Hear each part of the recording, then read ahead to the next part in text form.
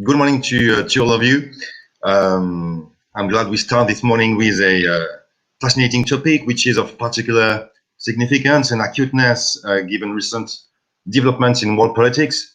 So we'll talk about this morning about global supply chain risks and cybersecurity in the post-COVID-19 crisis recovery phase.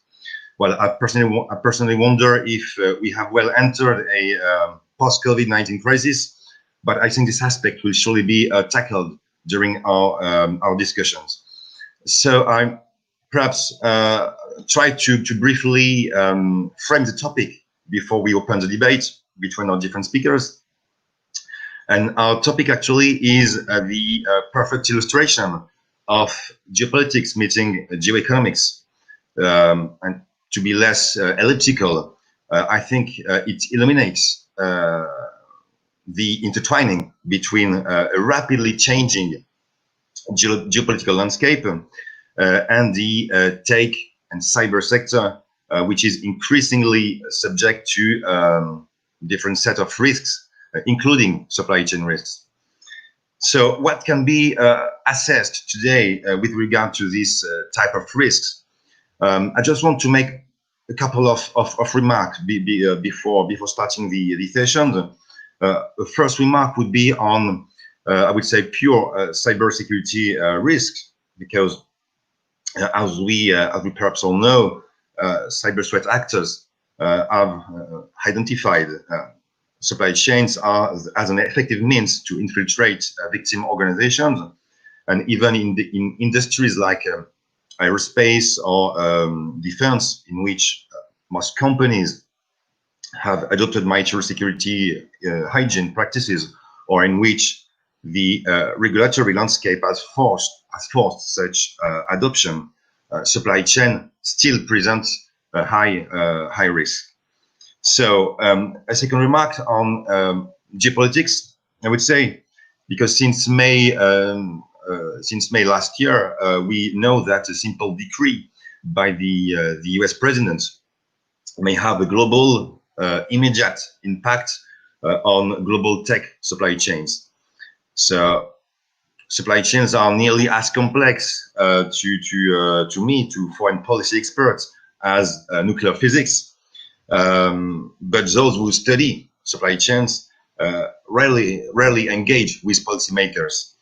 And I think the current context should mark a shift at the moment, because I mean, as you all know, Europe is caught somewhere in between the US and China when it comes to all things digital and cyber, something which is likely to be reinforced with the Sino-American tech struggle. So in the US now, there is much talk about the concept of decoupling, the notion that both countries should sever the complex supply chains that bind them together, and the sectors that embody the most that bilateral spat is the chips industry. And here, both Donald Trump and the COVID-19 may have a profound impact on that semiconductor industry, one of the most specialized high-value supply chains. So many dimensions of these supply chains could be discussed today. Nevertheless, we have quite limited time this morning, and we'll most surely won't tackle everything. So I'd like to present our four speakers. We'll have Chris Southworth. You're the Secretary General of the International Chamber of Commerce in the UK, as well as the member of the advisory board of the Digital Trade Network. We also have Jack Cruz-Brandao. You're the Global Head for Advocacy at the FGS in Germany, and you have a particularly rich experience in the tech sector, including the semiconductor industry, which I highlight, of course, this morning. We have Victor Staniecki. You're head of the cyber sector within the Security Policy Division at the European External Action Service, so the diplomatic service of the European Union. And finally, we have Daniel Chen Yi. You're associate professor of International Relations at Fudan University, based in Shanghai, if I am right. And you're you're heading the Center for the Global Governance of Cyberspace within that same university. So thank you to all of you to open our discussion today on those global supply chain risks and cybersecurity in that COVID-19 era. And I'd like perhaps to start with the more traditional cybersecurity angle, because as we all know, supply chains have been seen to become the preferred targets of politically motivated threat groups, because they represent the lowest hanging fruit when threat actors consider compromising major projects. So my question would be perhaps first to Victor. Has the COVID-19 crisis changed anything in that threat landscape, or is it the continuation of previous trends? I think that there is, first of all, it's a great pleasure. Let me start by thanking the organizers for inviting me to this panel, and it's a great pleasure also to be a part of such a distinguished panel. And going, Julien, going to your question, I think that indeed, I mean, COVID crisis definitely is rewriting, because I wouldn't say that has rewritten. I don't think that we are over yet with many things, but has definitely started to rewrite a lot of rules and a lot of challenges, and highlighting, you know, just by the sheer fact that so many activities of, you know, both administrations or businesses or citizens have moved online, increased, you know, it's increased already attack surface and focused a lot of attention of criminals or other groups of malicious cyber actors,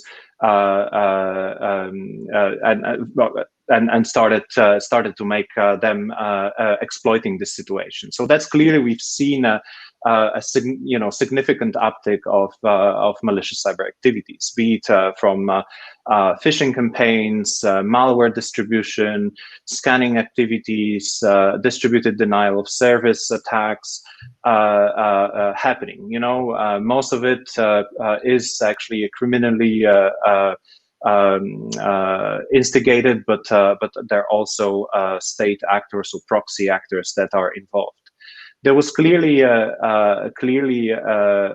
noted, and on the 30th of, I wanted to highlight that on the 30th of April, High Representative and Vice President Borrell issued a declaration on behalf of EU 27 condemning such malicious cyber activities.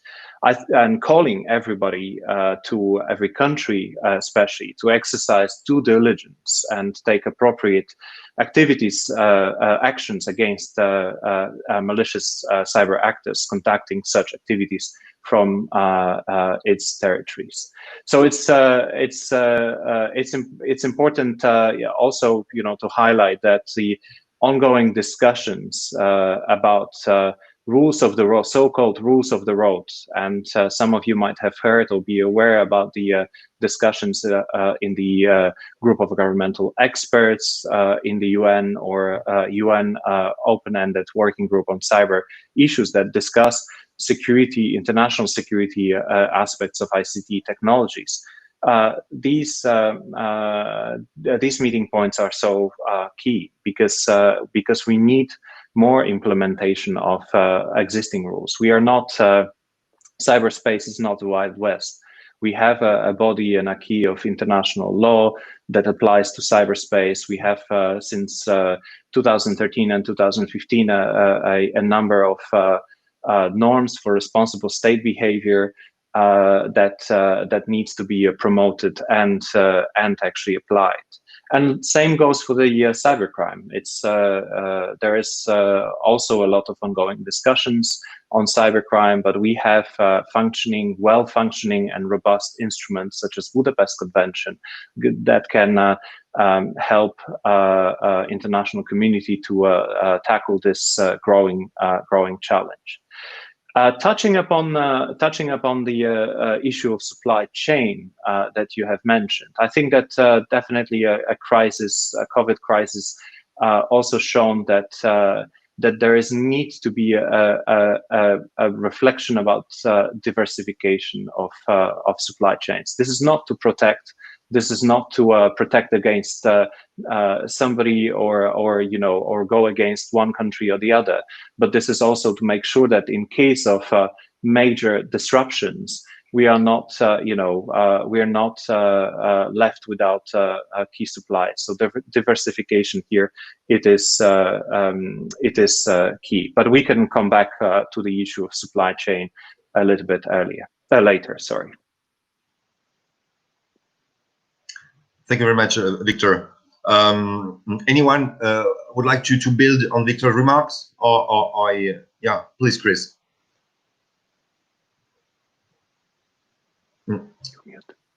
You're on mute, Chris. You're on mute, Chris.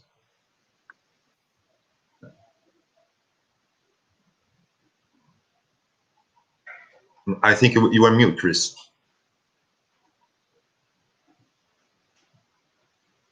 Okay.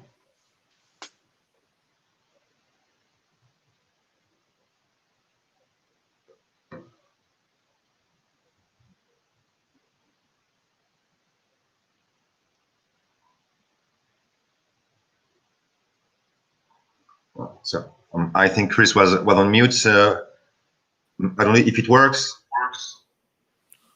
Chris, we cannot hear your voice. Either you have been mute or your volume need to be adjusted, I think. No.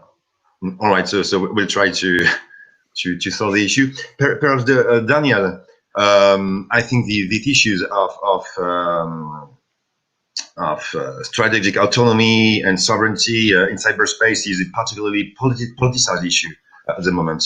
So, of course, it's a topic right now pretty much discussed within the European Union for obvious reasons. So, what would be your own assessment seen from China and from your foreign policy expert angle? Okay. In short, talking about the cybersecurity things or the governance of global cyberspace or security of supply chain, first is a very typical multi-party schemes, which means government, enterprise, and the societies or individuals, different actors, they all participate in, and their actions, their interest, their capacities, they interact with each other. And any governance practice need to cover or finding a balance point, which can covering all the necessary parts of the different actors, and the patterns and the models need to reflect different requirements of the different actors and reflect the distribution of power and the capacity and the interest among these actors, the first. And the second, there are no so-called pure technical issues or pure cybersecurity or cyberspace governance issues. When we're talking about these things in today's world, which means the state actors, the sovereignty state actors, is still the most important actors, the most capable actors in the global cyberspace. We have to admit that this cybersecurity or security of cyber supply chain of or the cyberspace governance, they has a very close relationship with international politics. But on the other side, the development of internet since the end of early of 1990s, end of Cold War, spreading from the United States, Western countries to the whole world, reflect another possibilities. If we have kind of practical message, we can ensure that the disturbance from this political aspect will become least effect to the development of global cyberspace, which is very important for the futures. Because nowadays, when we're talking about this geopolitical effect on these cybersecurity things, actually, we're talking about different state actors, some the soil superpowers since the end of Cold War, how to consider to make a kind of face-saving dealings to ensure that during these declining procedures, they can still enjoy some privileges in global cyberspace. On the other side, countries like China or China's companies like Huawei, they have their own core interest. Their own core interest need to be respected under the rule of the games that governs the global cyberspace. And the third, of course, not the least, when we talk about this global cyberspace in today's world, what we mean is we want to explore some methods, some solutions to solve these problems in certain background, or you must fit for certain preconditions.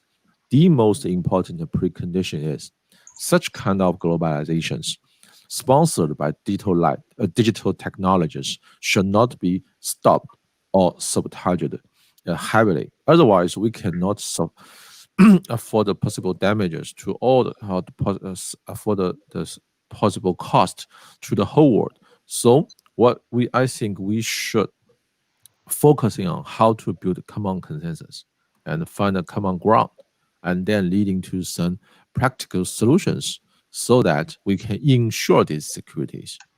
That's my point. Thank you very much, Daniel. I will get back to you just after we test again the Chris. I think everything works now. Yeah, you can hear all of us. Doesn't seem to work. It doesn't work. Okay, so just building on what Daniel just said, it's quite obvious that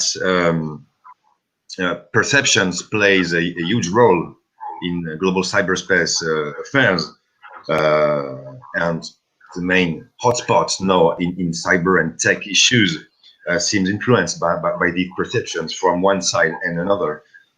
So Daniel and perhaps the other speakers, what do the structural geopolitical tensions between the US and China say about the stability of the global cyberspace?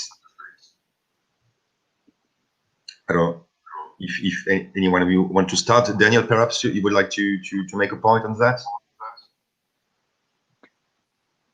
If Daniel, if I may, I think that I will highlight, but so apologies, Daniel. I just very briefly may highlight. I think that what you said about stability of global of cyberspace. This is a global common. It does not belong to one or other country. It really has to, it's a force for good for everybody. So I think that we all have a stake in making sure that there is open, free and open global and secure cyberspace. Thank you, Victor. Daniel, perhaps you would like to add something to what Victor said about the perception at the moment in having an influence in these cyber issues. No? Okay, I don't know if Daniel hear you quite well, so I'm moving. Yeah, please go. No, Daniel, you didn't want to make, yeah. To the Sino-US relationships, and I think just like Professor already mentioned, the cyberspace is kind of global commons. And if we have a historical review during these procedures, in quite a long times, from the technical standard to the rule of the governance, generally speaking, from China's perspective, we are kind of learners. We're learning from outward. We try to accept these rules. We try to adapt or fit for that rule of the games. But sometimes from China's side, until our core interest has been touched. Otherwise, we still ensure that we want to insist obey these rules.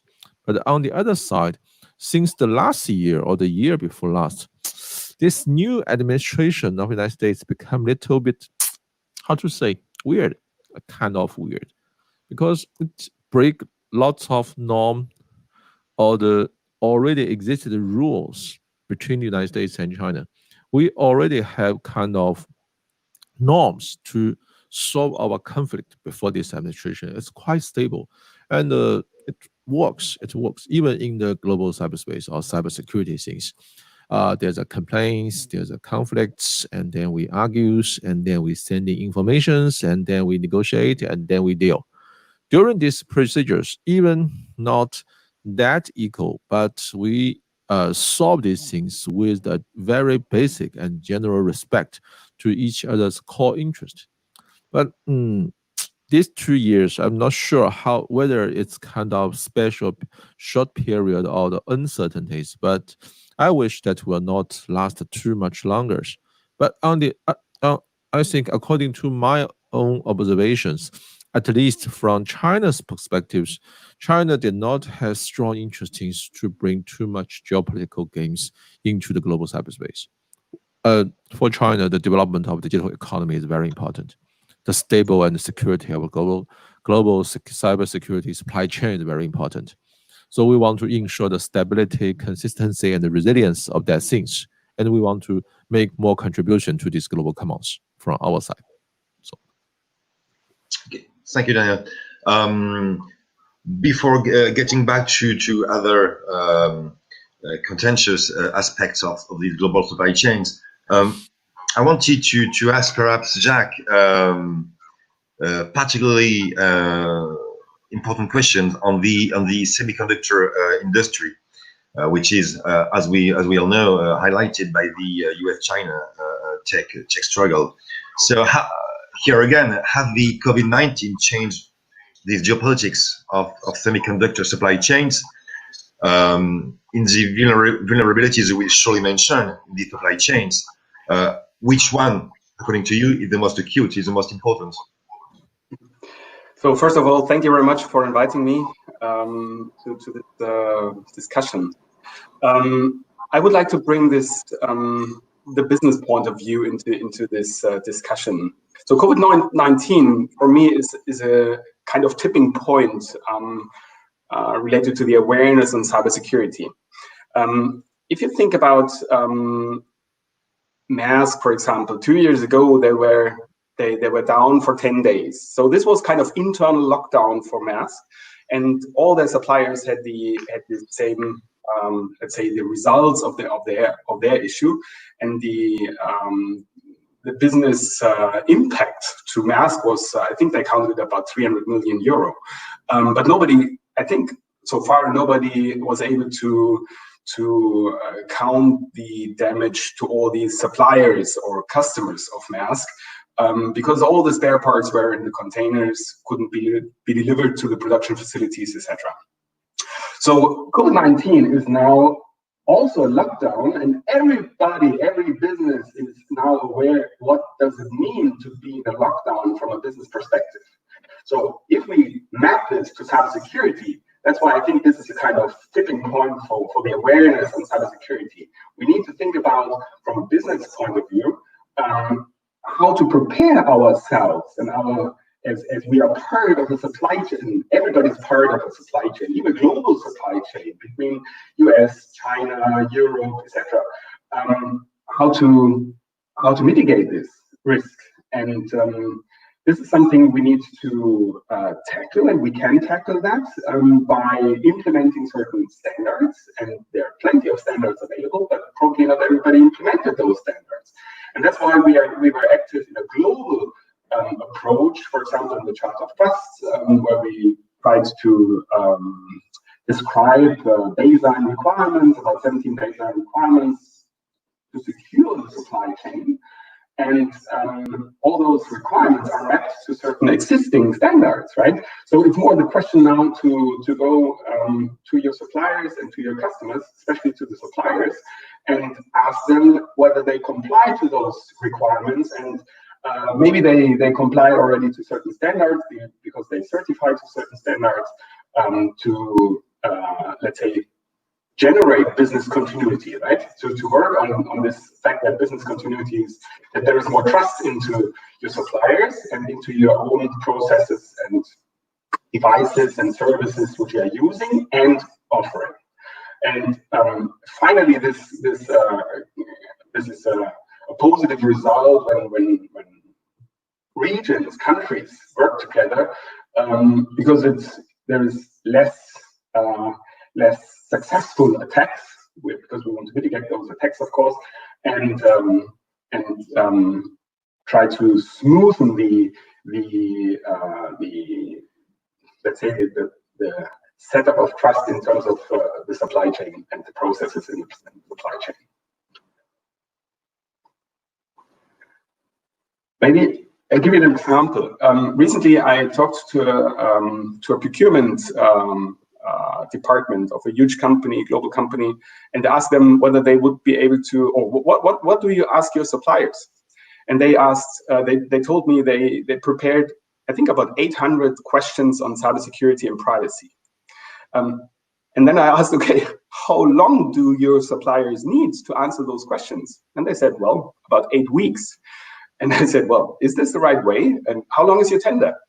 And she said, well, about 4 weeks. So I think it's the time to discuss what kind of standards do we need to comply to as being a business, being a part of the supply chain, either a Chinese company, a European company, or a US-based company, or a Latin American company, or an Indian company. So I think this generates trust into our supply chains. This generates trust in terms of cyberspace, because finally it shouldn't be the case that we are such vulnerable towards attacks, and there's plenty of opportunities to mitigate. Okay, thank you, Jack. In your words, you mentioned several times the word trust. Which might seem obvious, but in the current context of tech issues, I mean, as a whole, are closely intertwined with geopolitics and with, I mean, high political tensions between key players. How to best ensure this trust? Because it seems to me that it's quite easy to say in conferences like this morning, well, but in practical ways, how would you do?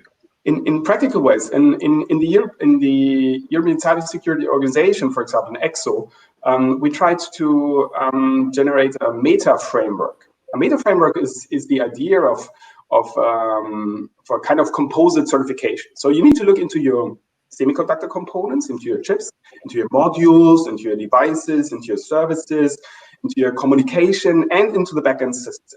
And as the weakest point is the level of security you have implemented in your system, and you need to, and you want maybe to understand how weak is your system, to mitigate it accordingly.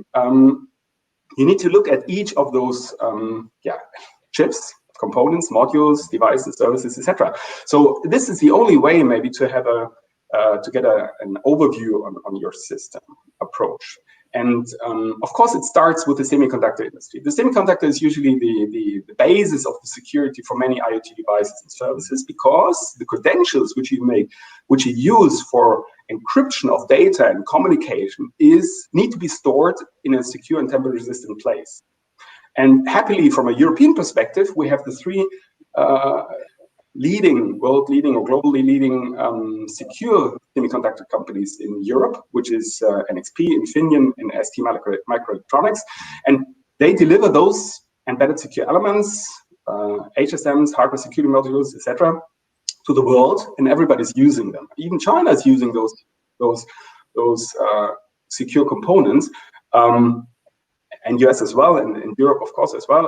And this is the basis to let's say, being able to implement security features like secure software updates, secure firmware updates, etc., in a transparent way that everybody can understand and make use of such functionalities in their development departments. Thank you, Jack. Chris is back, so we collaborate. I hope the technology works. now. Hopefully you can hear me now. Okay, great. So just before we tackle the issue of the semiconductor industry, which is highlighted now by the U.S. president's set of decrees, and etc. And I want to ask you the question again to you, Chris. How are the COVID-19 change something in that complex supply chain in the semiconductor industry? Well, I think the semiconductor issue is a really useful example, actually, of what's going on and what that actually means for supply chains. But I think, one of the central points here we must make is the fundamentals. 70% of the world has no data protection or cybersecurity protection, and 30% of the world have no consumer protection either. So we're already living in a world where there is a significant digital divide at the same time as we are, essentially going digital overnight in the context of COVID. So, the less developed countries, by the way, are about 50 years off track from connecting to the internet in terms of the UN 2030 objective to get the whole world connected. And then we're only spending 1% of development assistance on ICT projects in terms of building capability across the developing world. So in a global level, we've got an enormous issue of the digital divide. And then we've got security issues on top of that, where there are three sort of core battlegrounds going on. One is in the World Trade Organization on what they call e-commerce, what we call digital trade from a business perspective. There is a big battle going on there between China, the EU, US, and everyone else in between. The same battle is going on at the International Telecommunications Union in terms of internet standards, and the same battle is going on at the UN open-ended working group and group of government experts on the application of international law to the cyberspace and norms of responsible behavior, which I think Victor flagged up earlier on. And what's happening is we're all being forced to make choices increasingly between countries. Do we go US way? Do we go China way? Do we go EU way? Or between companies where, companies like Huawei are being singled out unfairly when we should be looking at the whole picture. We should be encouraging governments to lead by example, following the norms that are set out very clearly for them. Stop attacking or promoting state-led attacks on the private sector, and encouraging the private sector to also step up in order to tackle the issues. And in order to do all of that, we need stronger multi-stakeholder forums. We can't have state-only forums trying to solve cybersecurity issues. It involves all of us, consumers, businesses, civil society at large, as well as governments. We must find practical solutions so that we don't force the world into these polarized positions, because the people who lose out of that situation are the poorest every single time. It will be the poorer countries who suffer the most, and we'll get a two-tier system if we're not very careful. That's a very high risk. And I think in terms of the semiconductor is a classic example where, the sanctions have come in, very populist. Ultimately, if you look at the reports, the independent analysis of what the impacts of those sanctions will be, unfortunately, the US companies will also be hit, the US economy, in terms of their position in the semiconductor market. And then countries like the UK are directly impacted because we have that technology in our supply chain. So we're a classic kind of supply chain economy caught between the US, China, EU, in terms of the trade technology war, and then having a direct economic impact on how we live our lives and do our business. We've got to try and get to a point where we're going to have a more adult approach around the table to bring the solutions that work for all of us, not just a few, not just governments, but all the stakeholders around the table, and do that as quickly as we possibly can in the context of rapid digitization, where clearly the risks are exponentially higher than they would have been if we were doing this at a slower pace. Thank you very much, Chris.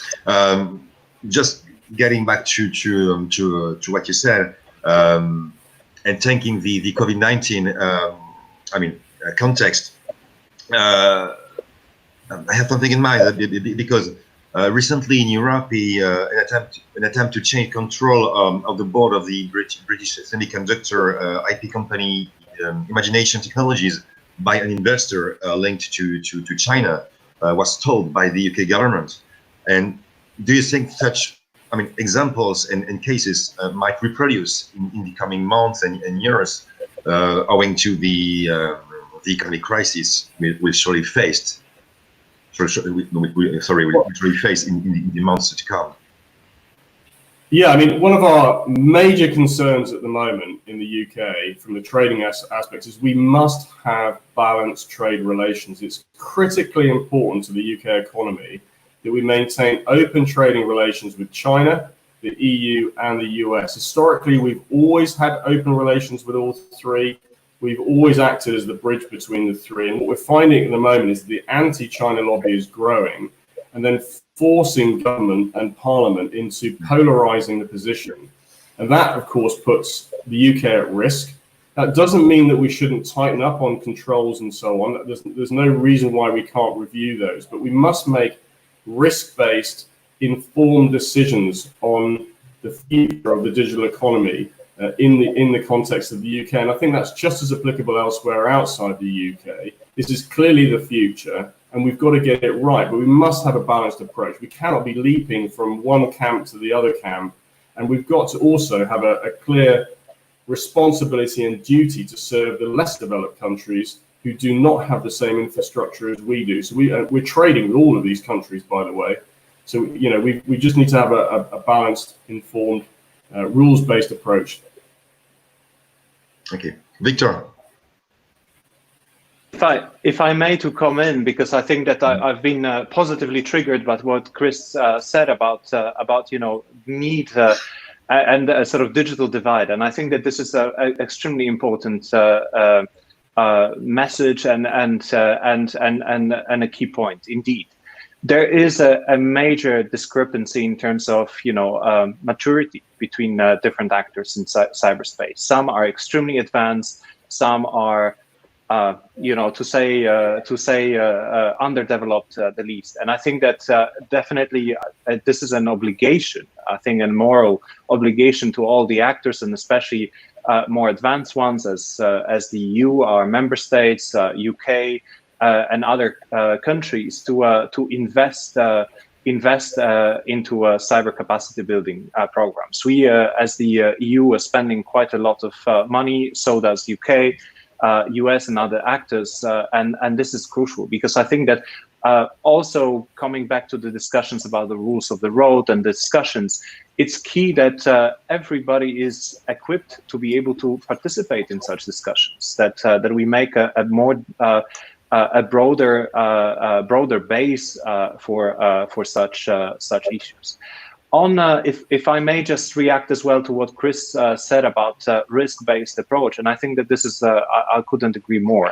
I think that this is has been from the start approach of the EU as well. If you look into a 5G recommendation and the risk assessment work, that's not it's not pointing to one company or one country. This is really a evidence-based, risk-based approach that is at the heart, and it's applicable to one or the other company or one or the other country. So that's very important as well. So we also don't go into rabbit hole of protectionism, into sort of geopolitics, but take it from what is important and what is not.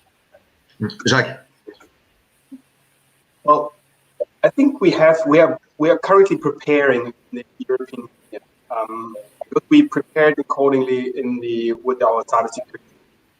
The European Cybersecurity Act implements not only the agency NISA to harmonize the approach of cybersecurity assessments and standards in Europe, but also implement cybersecurity certification framework based on risk and impact assessment, and we need to have properly with different views, government perspective, consumer perspective,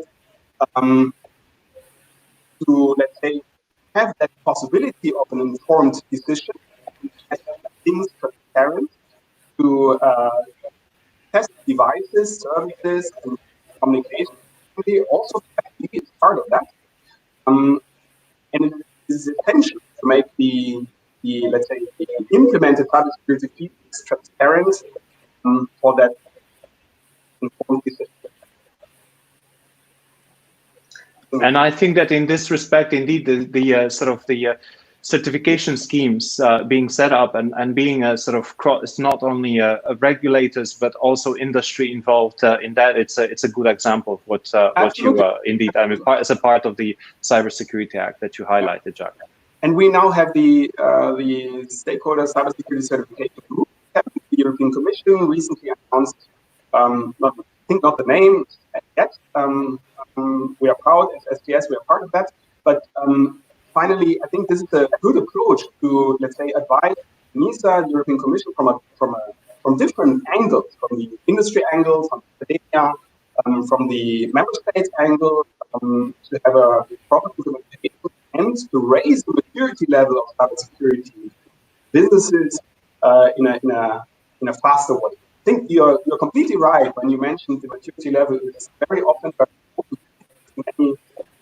Unfortunately, there are segments which have a security level of cybersecurity, which defense industry, for example, in medical, the pity is not that much. So we need to learn, we need to raise that maturity level very fast. And I hope it's part of our success story as part of this cybersecurity act to implement those activities and capacity building into the European Union. Thank you, Jacques. Let's take now a question from the audience, which is featured at the right of your screen, which is comparing cybersecurity standards and requirements with what is already practiced in international finance.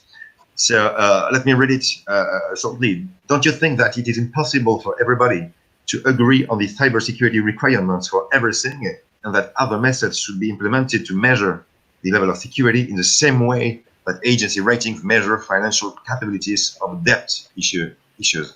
So it's a complex question. So I don't know if Chris, you want to? Yeah, I mean, I think the answer is yes, it is possible. We do. I think Victor mentioned it earlier on. We do have rules in place. We may need more rules, and we may need to reinforce some of the rules we already have and build on them. But we do, operate within a rules-based trading system, and I think it's perfectly possible if the political will. I think that's the critical point: is the political will to open up the forums so they become more inclusive.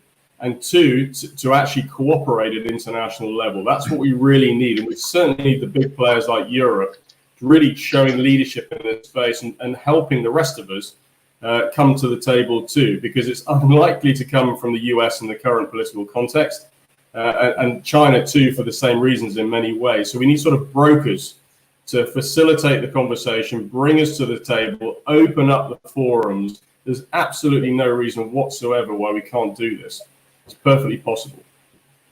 I'm not convinced on this. Sorry. I think how do you generate trust in the financial world? You try to generate an informed decision by looking into social media, to look at the customers, in which environment they are, where's their behavior. You try to make them transparent. Another way of making them transparent. In cybersecurity, the only way to make things transparent is to look into it. Test devices, test the software, test if the implementation of features have been done properly. If this is not the case, and this is unfortunately very often the case because the maturity level is not that high. We need companies which support those developers to implement and make this transparent and visible to your customers. And that transparency, and there is plenty of possibilities to do this by reports, by labels, by whatever. It's just a visualization of the implemented features. Then you can make an informed decision. So it's difficult without measurement. You want to generate trust, right? And trust is not like not only wish fulfilling, it's also wish fulfilling, but but you need evidence. Without evidence, Okay, thank you, Jacques. We have 2 minutes left, so the time is running out. We have a last question from the audience from a European Commission official, which is very interesting. So let me read. The EU is currently attempting to put in place a cybersecurity certification framework for its internal markets. How do you see this playing out internationally, and what effect do you think it might have on the global supply chain? So I think, Chris, you wanted to have a few words on that. Yeah, just a very quick one. I mean, I think this goes really with all EU kind of frameworks. Is I think, you know, the EU is great at putting forward, you know, good quality, high standard frameworks. I think that's terrific, but they often do not fly at international level for the very simple reason that they don't copy and paste, if you like, into other country contexts very well. They're not designed for less developed countries, and so you often get opposition in places like the World Trade Organization or the International Telecommunications Union. So my only message is that probably the intention of the type of frameworks that the EU is working on is great, but we've got to show a sort of pragmatic approach when we get into the international arena. You can't copy and paste the EU approach; it just doesn't work. We've got to have a much more flexible, pragmatic approach, and if we do that, and that comes from the EU, the chances are we'd have a hell of a lot more success, and that would be great for everybody. Thank you, Chris. We have 1 minute, and after we'll have to close the session. In a few seconds, each of you, what could be done to effectively move forward in your own sector of activity? Just in a few seconds.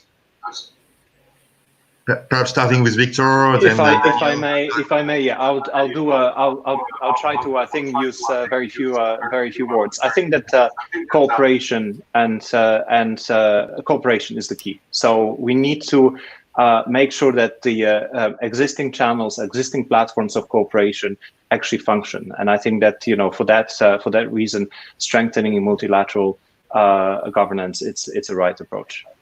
Yeah. Thanks. Maybe Daniel? I agree on that. And I agree on that, and I would rather also say the cooperation within the industry, within the politicians of different nations, of different regions, together with the US colleagues, with China colleagues, India colleagues, European colleagues, is the only way of raising the maturity level, harmonized standards, because for the industry it's very important to have these harmonized standards, because you need possibly to comply to those standards, or want to comply to those standards, and implement things only one, a step for one, and then you can spread it to the world, you spread things to the world, and that's all. Thank you, Daniel. Perhaps a few words. Trust, confidence, and respect, which means we need to cooperation based on confidence and trust with respect, and then we can deal with this conflict interest and the conflict maybe perceptions and knowledges in this global cyberspace to ensure the stabilities and the prosperities and the continuity and the resilience of this global commons. Thank you. And lastly, Chris, if you want to tell the last couple of words. I don't think I have more. I mean, I think what's been said is exactly right, spot on. I agree with every single pointer. I mean, ultimately for me, it's international cooperation. We cannot do this on our own. None of us can do it on our own. We can't do it on our own at national or regional level. We have to find a way to get around the table at international level and work through the issues, however challenging they may be. And I think that last point around the values by which we get around the table, it's absolutely spot on. It's all about trust and respect. And there's no reason why we can't do this. We've worked out many, many complicated problems in the past. We can do it in the cyberspace too, but we can't do it if we don't get around the table. We've got to do that, number one. Thank you, Chris. And just a final word to the moderator. I think we have a long way to de-geopoliticize such tech and cyber issues. So your catchwords you all mentioned, trust, confidence, dialogue, diplomacy, and so on, I think will be key. But other factors, really political factors, play a huge role, and it will be quite tricky sometimes to go beyond such constraints. So let's hope it will be manageable So thank you to all of you. It was a very interesting Thanks session. very much. We could have gone much forward in lines, but I think it was a good start. So thank you again. Thank you very much. And thank you for the invitation. Thank Thank you you. for the invitation. Thank you very much. Bye. Bye. Bye, everybody.